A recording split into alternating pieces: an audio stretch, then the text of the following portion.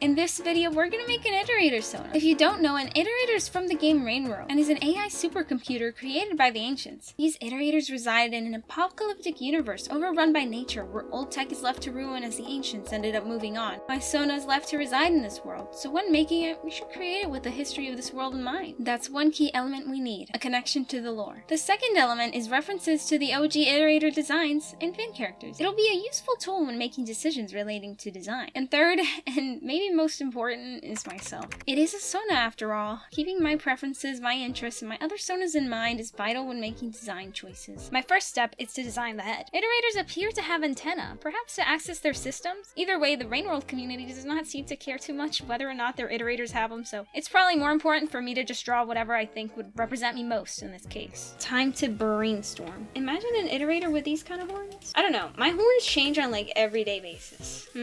I really like this idea of like, oh wait, I thought these were two horns. Now, like, gave me a better idea though. Two sets of horns, that would be cool. So we can have these ones that don't really make any sense, but whatever. I usually also like these horns as well. Something I've noticed is that a lot of these Iterators, right, they don't have hair exactly. So the way to differentiate yourself is different. Ooh, look at all these guys. They have such cool little designs and little things coming out of them. This person, I like how they have like different colors in their Iterator's face.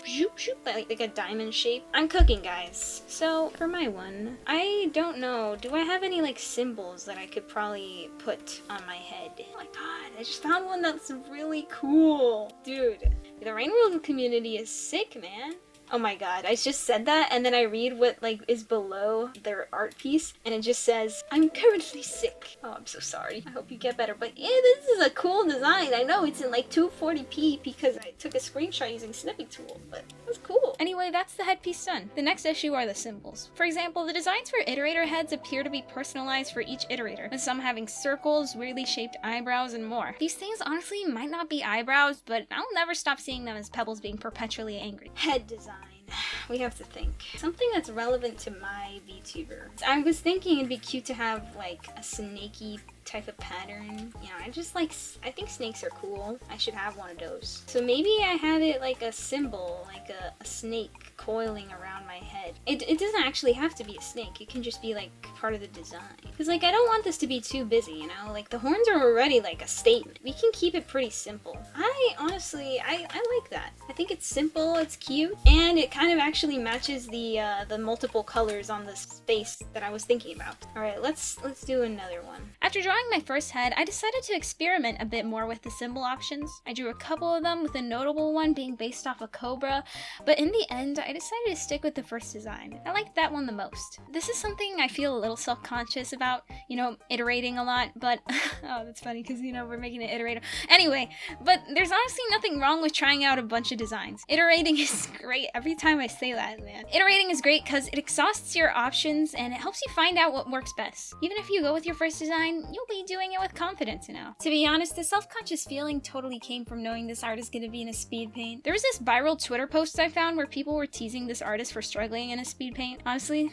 I understand the feeling. However, as long as it turned out good in the end, it's all part of the process. Also, I have to mention the eyes. I decided to keep it similar to my Sona design because there's so many choices you make when you draw stylized eyes, so to save myself some pain, I kept it simple. However, I did want to keep it looking a little mechanical and robotic, so I decided to keep triangles in my eyes because they're a pretty sharp geometric shape, and those types of shapes, to me, they like, oh, that's a freaking robot right there. Now to pick a design for clothing. I struggle a lot here. Clothing appears to be optional for Iterators. However, given my character, I feel like it would suit them and tell us more about them. The first thing I thought to do was to reference and look at other people's Iterator OCs to see if there's some commonalities and something I can take as inspiration. One thing that I noticed throughout their designs is that they use extremely flowy and drapery clothing. Robes, dresses, and large sleeves are common. This is honestly really cool in my eyes. The reason why is because Iterators are attached to long mechanical arms. This would make the robes flow behind them as they move and spin around. It'd be kind of cool to see something like that in motion. With that in mind, I still went through like 4 designs or something. Well, that's Sona design for you. You gotta try out new things until something feels right. I kind of like it. I kind of like this one the most out of all of my designs. See,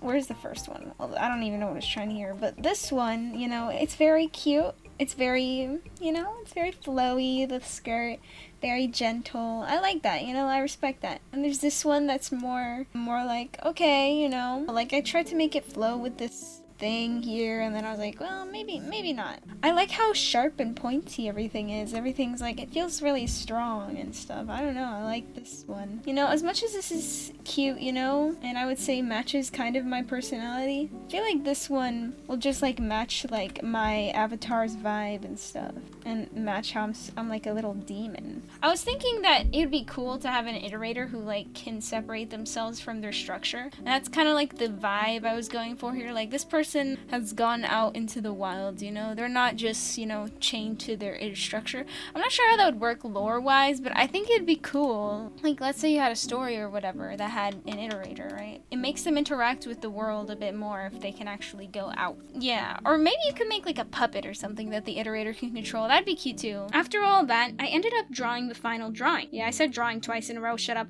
I tried to keep the last design in mind. I honestly thought that I would keep it semi-consistent, but I changed my mind like almost completely again when I was working on the last drawing. Though I did keep pretty similar elements, such as a spiral across her chest, the triangular shape in her skirt. I just moved it up a bit, and also a consistent triangle motif. I ended up going with a jester-like design. Here's some inspiration that I've had on my Pinterest boards for a while that I just kept in mind while drawing it. And honestly, it might seem strange to do this, but it makes sense for who I am. I see myself as an entertainer. I've been doing YouTube for a while, theater shows, and dance, which I've been at for several years at my local studio. This made it feel pretty comfortable to choose this as my final cohesive theme. It even relates to my VTuber design, because my VTuber concept or whatever is that of a marketing demon who's trying to perform for and advertise hell with his YouTube channel. With all that, I managed to connect the design with myself, fulfilling the key element number 3. And when it comes to key element 2, which is references to iterator designs, I made sure to keep them in mind, as we talked about earlier. I made clothing that kind of moves around a lot with this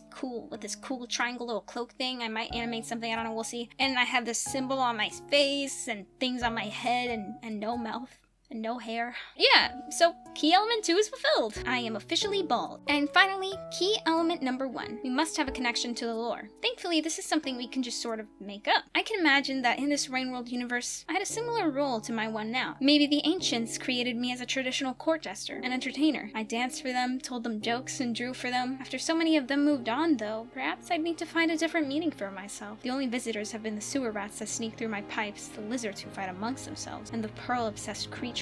Who would I be a jester for now? So yeah, key element 1, connect to the lore. But hey, listen, I have more art content, okay, and more on the way. I redesigned the Rain World Slay Cats as people, and if you want to check it out, it's right here.